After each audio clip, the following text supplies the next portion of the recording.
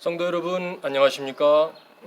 아까 아침에 이제 영상 올린 거대로 그때는 꾸물꾸물했는데 조금 개인인 것 같아서 제가 용평에를 지금 와 있습니다.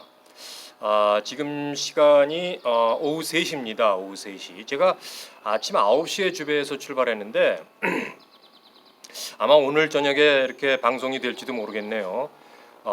아주 굉장히 큰 사고들이 많이 났어요. 영동고속도로 오는데 용평 좀 못 미쳐서 그게 제가 지금 터널 이름은 잘 모르겠는데 터널에서 뭐 2중, 3중 그런 추돌 사고가 한 대여섯 개 이렇게 난 거를 보고 이제 그것 때문에 좀 늦어져서 지금 와서 이제 점심 먹고 이렇게 앉은 겁니다.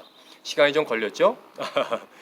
여기는 아시는 분은 아시지만 해발 700m입니다. 제가 지금 나와 있는 곳은 용평 리조트 타워 콘도 뒤편입니다.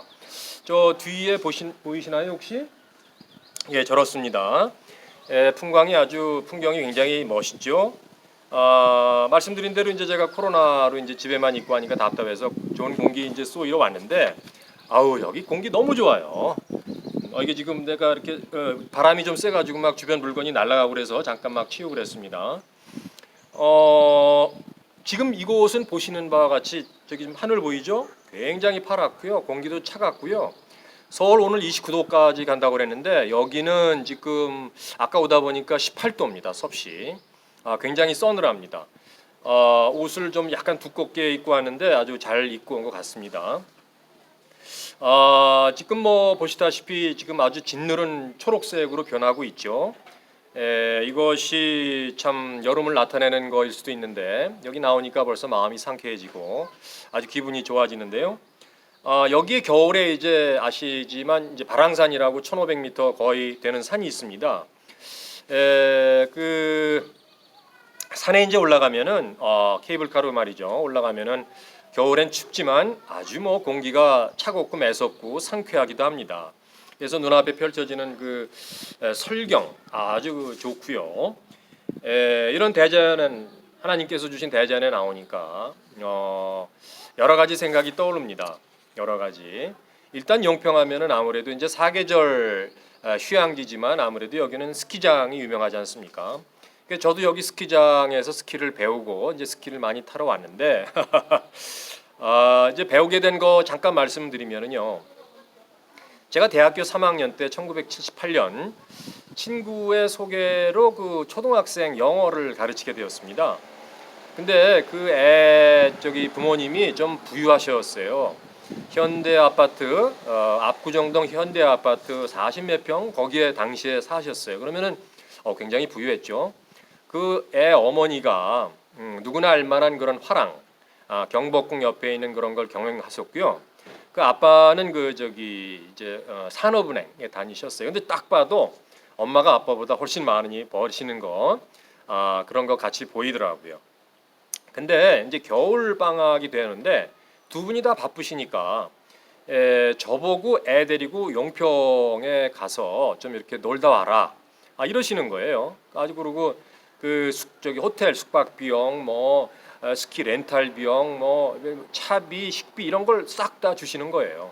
많이 주셨는데 그때 제가 이제 초봉 몇 년 있다가 제가 대구에 입사했는데 그 초봉이 20만 원이었습니다. 20만 원.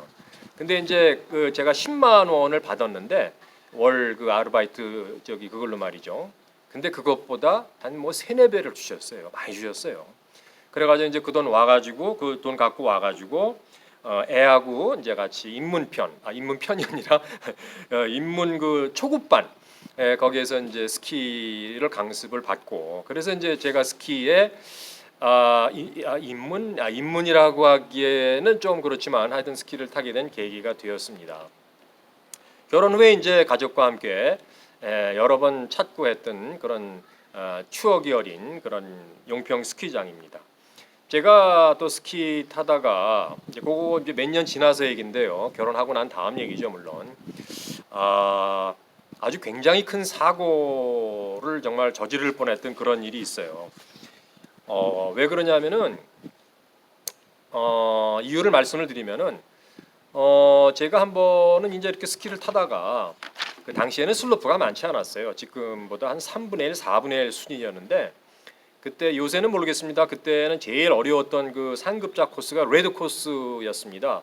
그 앞면에서 보면 제일 왼쪽에 있는 그 코스가 레드 코스였는데 제가 거기 한번 타보고 싶은 그런 갑자기 생각이 들어서 리프트를 타고 올라갔어요. 올라갔는데 리프트 내려서 이렇게 조금 이렇게 가다 보니까 갑자기 앞에 절벽이 나타나는 거예요. 겁이 나더라고요. 그래서 이거 안 되겠다. 그리고 이제 다시 내려가려고 했는데 거긴 내려가는 길이 없었어요. 리프트 타고 올라오면은 스키 타고 내려가지 않으면은 내려가는 길이 없을 정도로 그렇게 가파르고 그 위가 좁더라고요. 그 어떡하나 당황하고 뭐 좀 그러다가 뭐 한번 해보지 뭐.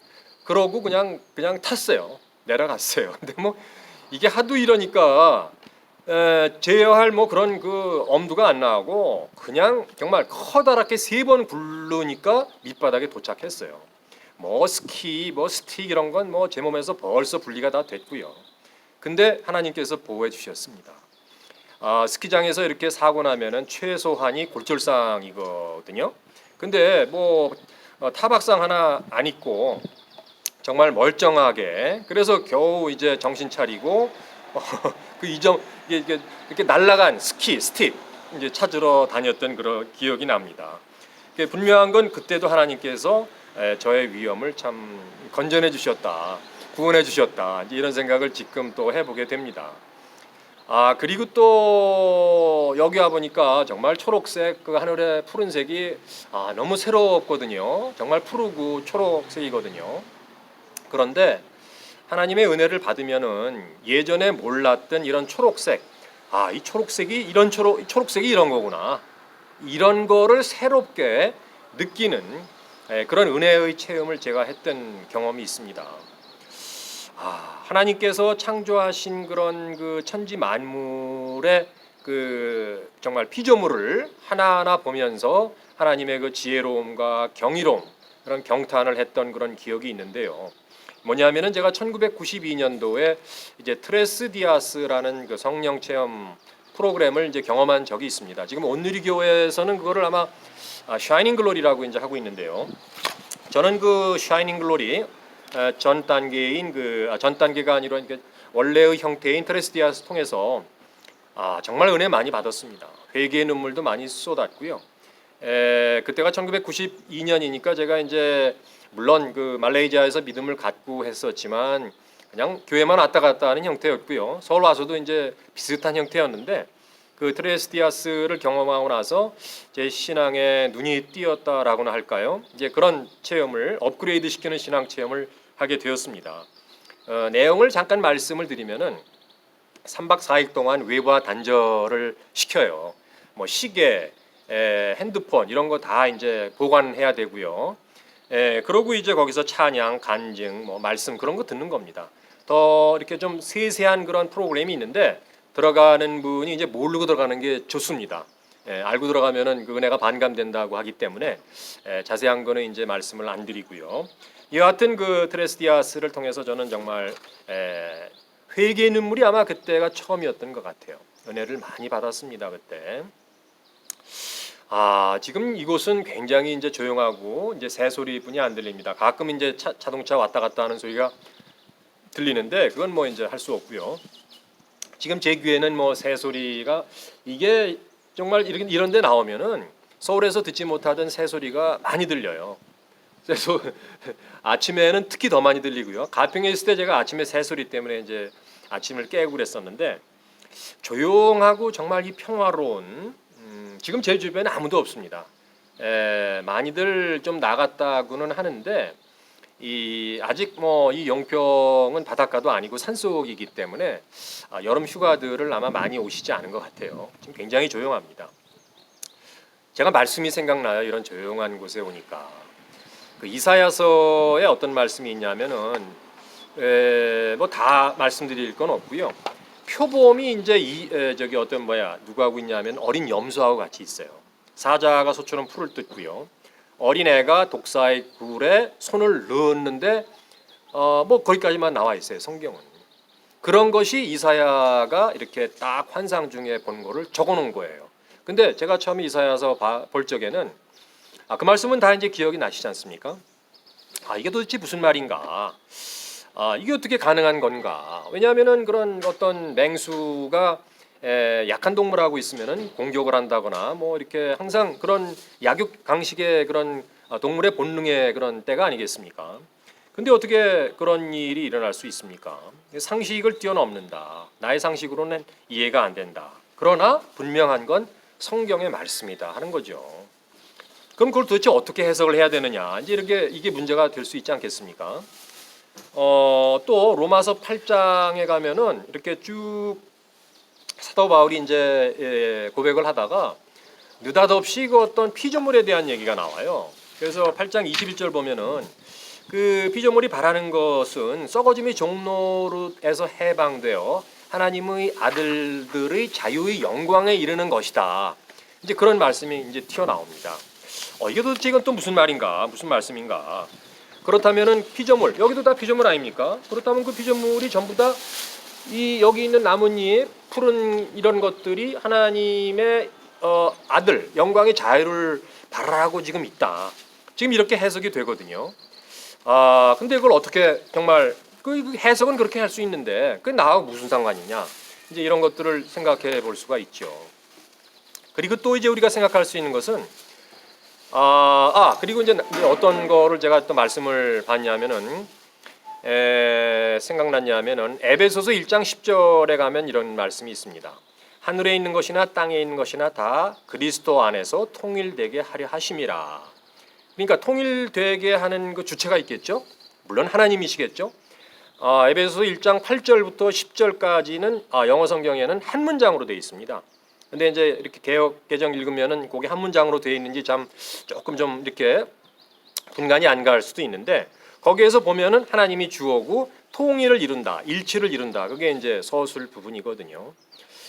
우리 에베소서 참 어렵지 않습니까? 뭐 참 은혜가 되는 말씀인 것은 같으나 이게 무엇을 의미하는지 모르는 것들이 있는데 대표적으로 이제 이 에베소서 1장 10절도 그런 말씀이었어요. 근데 이제 묵상 중에 하나님께서 커다란 정말 은혜를 주셔서 이 에베소서 1장 10절 하늘에 있는 것이나 땅에 있는 것이나 그 모든 것들이 그리스도 안에서 통일을 이루게 하는 것이 하나님의 뜻이다.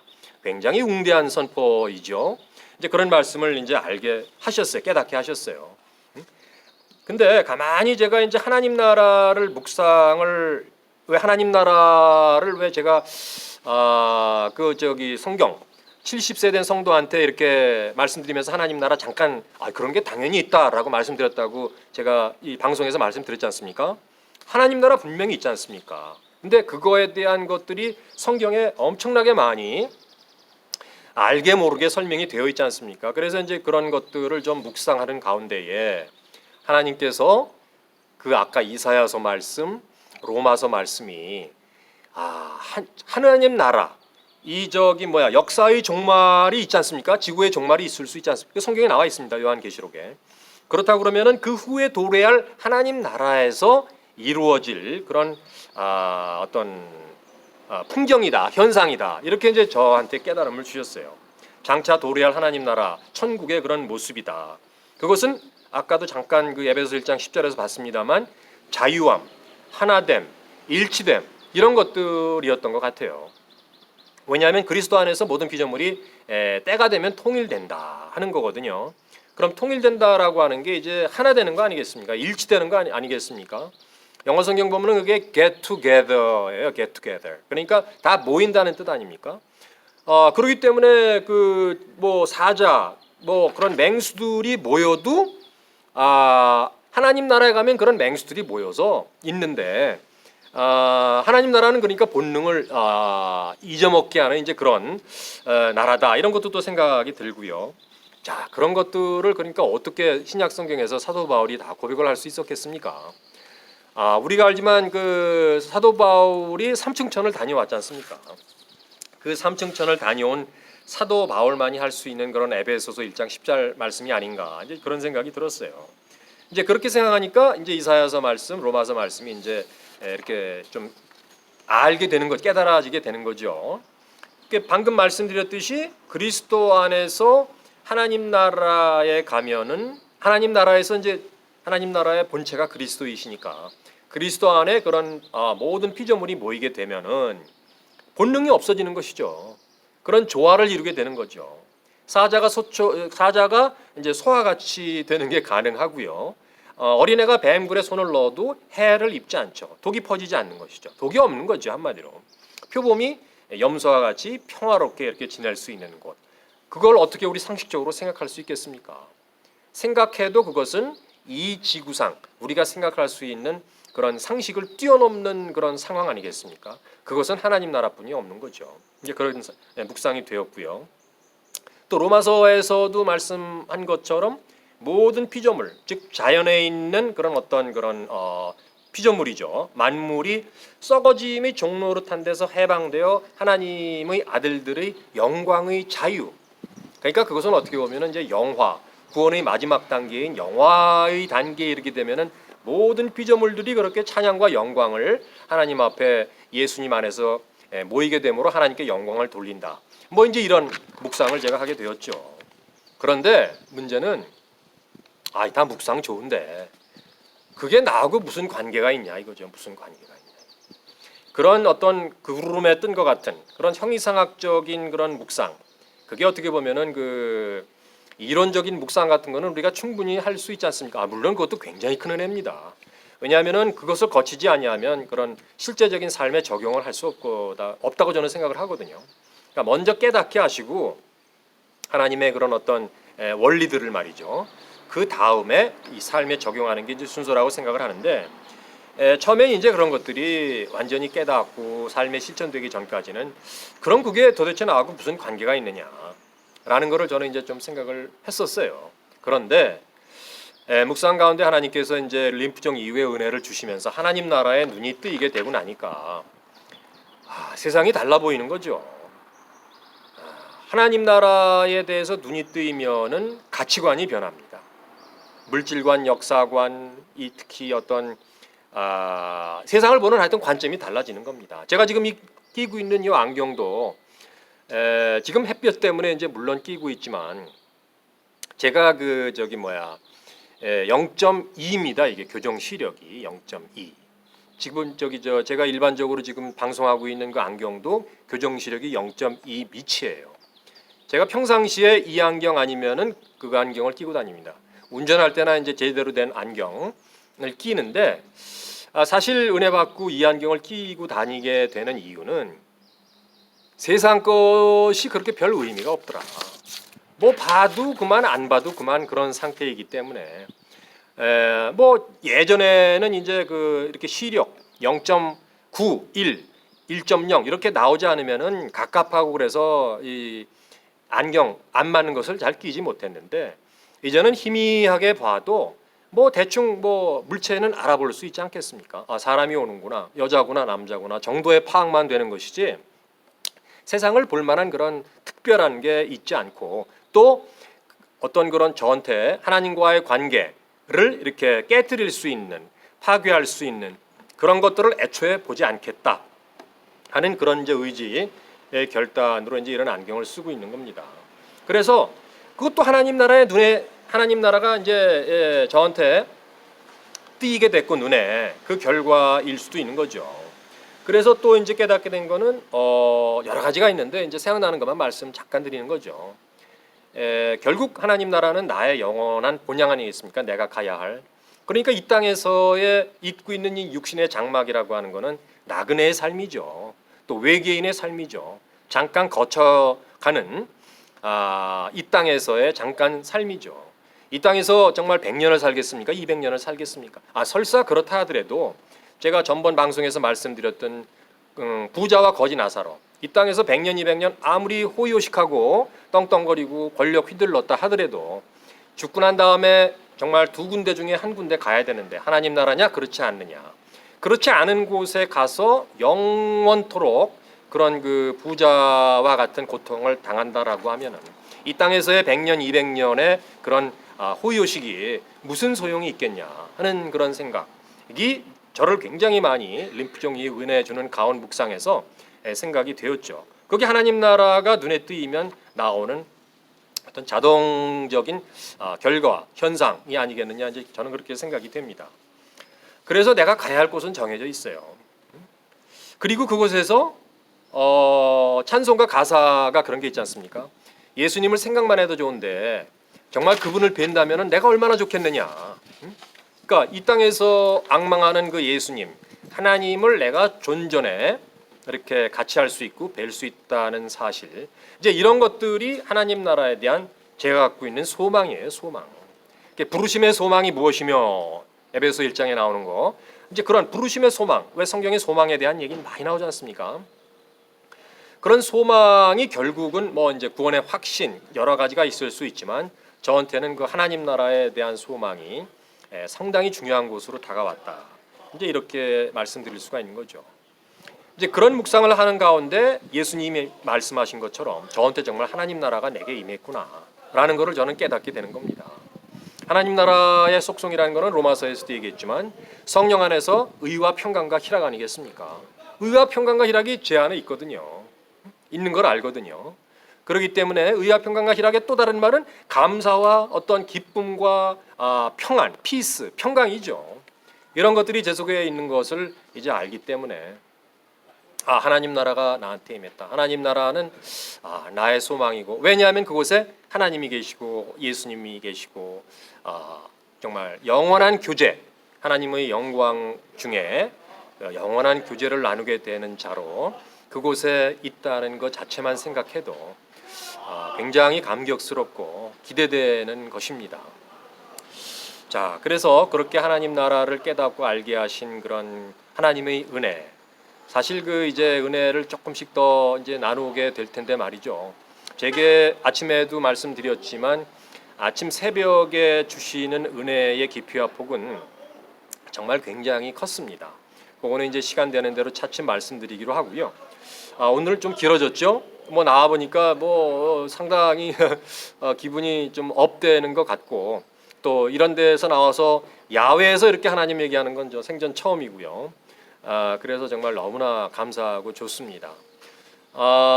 또 이제 요 다음 거는 말이죠. 요거 생각하다가 났는데 저희 그 죄 문제를 하나님께서 이제 어떻게 해결해 주셨느냐. 이제 그런 것들에, 왜냐하면은 제일 처음 문제가 회개의 문제예요. 하나님과 이런 교통, 이렇게 어떻게 보면은 관계를 이렇게 바르게 하려고 그러면은 내 죄가 있으면은 하나님하고 관계가 맺을 수가 없어요. 하나님과 소통을 할 수가 없어요. 하나님과 온전한 동행의 삶을 살 수가 없다는 것을 저는 이제 깨닫고, 이제 그런 것들이 제 몸에 이렇게 습관화되었기 때문에 이제 그런 것들, 죄의 문제에 대해서 한번 갑자기 생각을 주셨어요. 한번 이제 말씀을 드려야겠다. 이제 그런 거를 생각을 했습니다. 자, 다시 한번 우리 이 용평의 푸른 하늘을 잠깐이나마 보시길 바랍니다. 자, 그럼 또 뵙겠습니다. 감사합니다.